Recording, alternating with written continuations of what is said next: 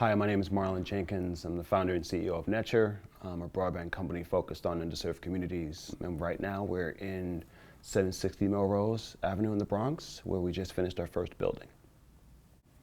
Neture exists because there aren't enough people connected to the internet.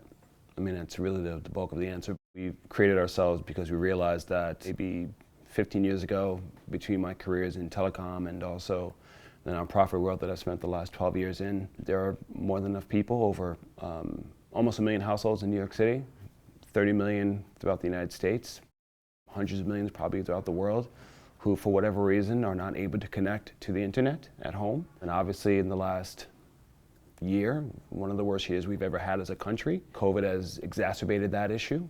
We realize now that not only are our children affected dramatically, which we knew before, but obviously now we really understand it, but also seniors who can't connect to their families or can't connect to healthcare institutions, families who need to improve their employment access and opportunities.